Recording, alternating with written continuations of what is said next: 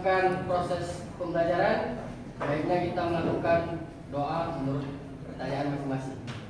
Doa dimulai.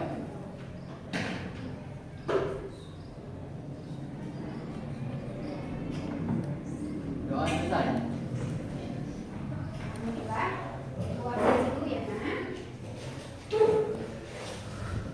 Ketua kelas, apakah hari ini ada tidak hadir? Hadir semua. Hadir semua? Hadir. Wah, berarti hadir semua ya. Baik, anak. Sebelum kita mulai pembelajaran hari ini, kita akan mengulang materi minggu lalu. Silakan anak-anak ibu buka buku paketnya. Pelajarannya. Ada yang masih ingat nggak? Minggu lalu kita belajar materi apa? Minggu lalu kita sudah belajar materi struktur ruangan. Nah, ada yang masih ingat? Minggu lalu kita belajar struktur ruangan kota. Ada apa aja strukturnya? Oke, saudara Evelyn, silakan nak. Strukturnya ada ciri-ciri yang ada dalam struktur kota, yaitu satu, jumlah penduduknya yang besar, masyarakatnya heterogen, bersifat individualisme dan materialis, pusat kegiatan industri dan perdagangan. Oke, bagus sekali ya, tepuk tangan untuk Evelyn. Anak-anak ibu, berarti anak-anak ibu masih ingat ya materi pelajaran kita minggu lalu ya nak? Baiklah, sekarang kita akan melanjutkan materi tentang kota kita. Sekarang kita masuk ke pola keuangan kota. Nah, anak-anak ibu, kemarin ibu sudah bertanya, pernah kalian mengunjungi sebuah kota kan? Kota mana yang kalian kunjungi? Kota kita ya. Kelihatan nggak nak? Yang mana pusat kotanya, yang mana ada mall, di mana ada kantor pusat pemerintahannya? Tahu ya? Tahu. Tahu nggak kalian juga pernah ketemu perumahan-perumahan elit nggak di sana? Perumahan kumuh-kumuh berdasarkan pola keuangan kotanya. Kalau kita lihat mall, bangunan-bangunan tinggi itu biasanya di mana? Di pusat kota. Ya, dan inilah nanti yang akan kita pelajari pada pertemuan kita hari ini. Sebelum kita mulai pembelajaran ini, seperti biasa, nak, ibu akan memberitahu anak-anak ibu semua tentang sistem penilaian kita. Nah, di sini sistem penilaian ibu itu ada 3 anak. Ada penilaian sikap, penilaian pengetahuan, dan ada penilaian keterampilan. Jadi, ibu semua dapat mengikuti pembelajaran hari ini dengan tertib dan penuh semangat. Bisa? Bisa. Oke. Nah, di sini perhatikan nak, di layar monitor ini ada kompetensi dasar dan indikator pencapaian kompetensi. Di sini kita akan menganalisis struktur keuangan kota. Dengan tujuan pembelajaran, peserta didik mampu mengklasifikasikan pola penggunaan lahan menurut beberapa teori dalam bentuk gambar dengan menggunakan maket. Yang mana peserta didik dapat menyajikan hasil kerjanya dengan merasa tanggung jawab, disiplin, jujur, kerjasama, menghargai dan memberikan kritik dan saran, serta berkolaborasi dan berkomunikasi dengan baik selama pembelajaran kita berlangsung. Setiap kota itu memiliki bentuk atau pola yang berbeda-beda. Ada 3 bentuk pola berdasarkan teori. Yang pertama ada teori konsentris. Yang kedua ada teori apa? Yang ketiga anak-anak ibu, minggu lalu ibu sudah kasih materi. Anak-anak ibu juga sudah membaca dan membuat maketnya tentang pola-pola ini kan? Kelompok 1 tentang pola ini ya? Pola apa kelompok 1? Konsentris. Sudah dibuat nak? Sudah.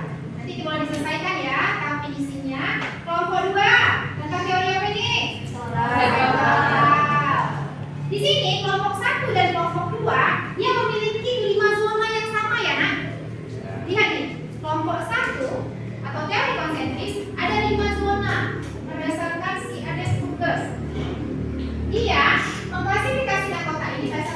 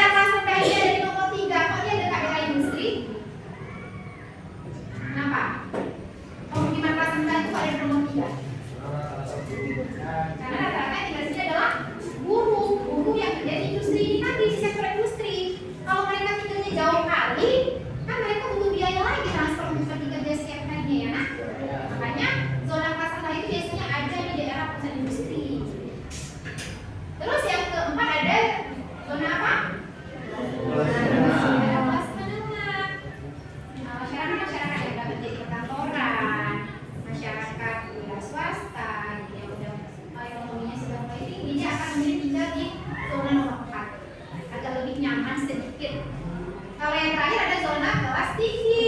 Nomor 5, dia akan menjauhi pusat dari kota dan industri karena dia akan mencari tempat yang lebih nyaman. Ini penjelasan dari Ibu. Silakan anak-anak Ibu duduk ini dan duduk per kelompok ya nak, sesuai dengan instruksi Ibu. Anak-anak Ibu sudah duduk per kelompok. Kita akan melakukan pengerjaan RKPD. Yang mana RKPD-nya akan dibagikan dan anak-anak Ibu boleh selesaikan proyeknya yang sudah Ibu perintahkan minggu lalu. Proyeknya nanti selesaikan di sini sembari menyelesaikan LKPD. Buat juga proyek pembuatan paket tentang struktur keuangan kota. Siapa nama dan bahannya? Selesaikan proyek pembuatan paket dalam waktu 30 menit.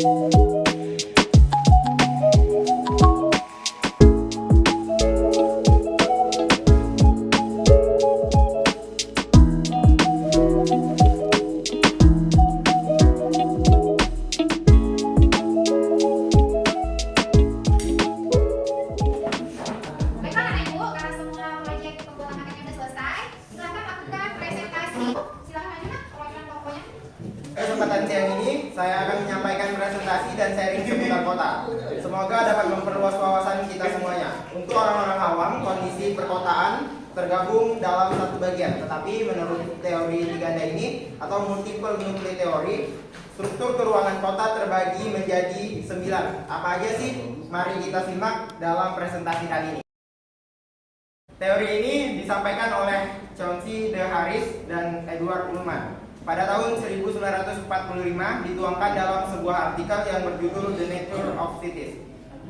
Teori ini merupakan kritikan Harris dan Ullman terhadap teori konsentris dan teori sektoral yang berpendapat bahwa lahan di kota tidak sesederhana seperti yang disampaikan dalam teori konsentris maupun teori sektoral. Tempat-tempat yang menjadi inti kota dan pusat pertumbuhan yang baru menurut Harris dan Ullman ada beberapa wilayah, antara lain misalnya yang pertama kompleks perindustrian, yang kedua jaringan jalan kereta api, dan yang ketiga pelabuhan. Selanjutnya mari kita tonton video proses pembuatan maket teori tiga ganda ini.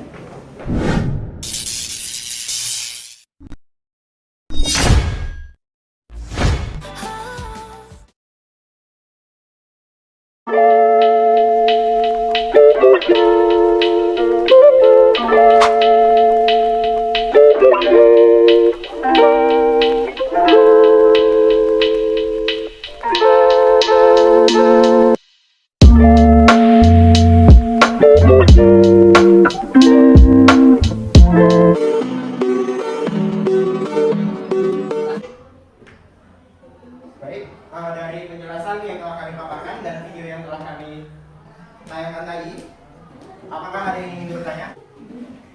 Assalamualaikum warahmatullahi wabarakatuh. Waalaikumsalam warahmatullahi wabarakatuh. Nama saya Desi, saya perwakilan dari kelompok 2 ingin bertanya kepada kelompok 3. Dalam teori inti ganda tersebut terdapat di pusat kota atau inti kota. Dalam inti kota tersebut terdapat wilayah apa aja sih? Pertanyaan dari kelompok 2. Adapun tempat-tempat yang menjadi inti kota dan pusat pertumbuhan yang baru menurut Harris dan Ullman ada beberapa wilayah, antara lain misalnya yang pertama kompleks perindustrian, yang kedua jaringan jalan kereta api, yang ketiga pelabuhan, yang keempat kompleks perguruan tinggi, dan yang kelima kota-kota kecil di sekitar kota. Saya tutup presentasi saya. Terima kasih atas atensinya. Salam geografi. Sesuatu yang terlihat biasa padahal menyimpan sejuta rahasia. Seperti struktural kota yang terlihat sederhana tetapi banyak pembagiannya.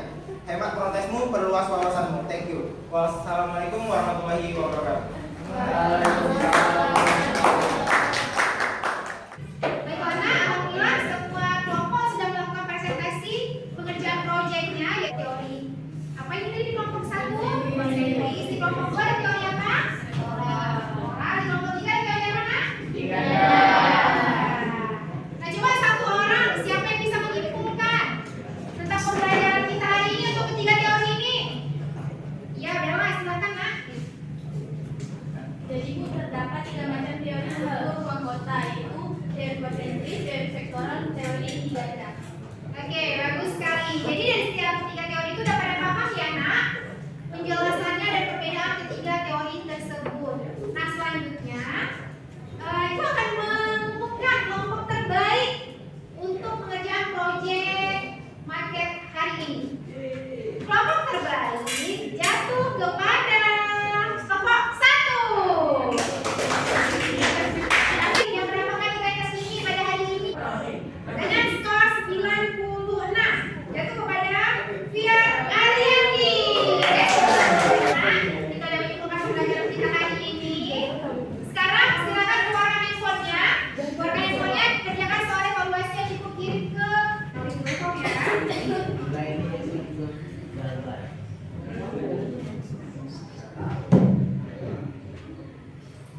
dengan teliti, jangan main kontak. Udah siap? Ya, baiklah. Kalau udah siap, kita kembali handphonenya, simpan lagi handphonenya. Nah, ini bagaimana perasaannya setelah pembelajaran? Bahagia. Jadi kalau disuruh membuat proyek, anak-anak itu kayaknya tertarik nih ya. Apalagi ada pembuatan video tadi kan? Ada pembuatan video di rumah. Jadi anak-anak itu udah membuat maketnya, sudah mengedit videonya. Di sini kelihatan nih IT-nya bagus anak-anak itu semua. IPS-nya udah top. Anak-anak kelas 12 IPS 1. Alhamdulillah. Nah sekarang seperti biasa, Nak, sebelum mengakhiri pembelajaran hari ini, gua akan mengingatkan minggu depan kita akan mempelajari tentang interaksi desa dan kota. Kalau kita udah belajar desa, udah belajar kota, hari ini kita selanjutnya kita akan belajar tentang interaksi desa dan kota. Apa itu interaksi? Hubungan tinggal melalui antara desa dan kota. Silakan Anak Ibu boleh baca nanti materi di rumah ya, Nak. Alhamdulillah, sebelum kita tutup proses pembelajaran ini, sebaiknya kita berdoa menurut pertanyaan masing-masing. Doa dimulai. Alhamdulillah pembelajaran kita hari ini sudah selesai, Nana ya. Semoga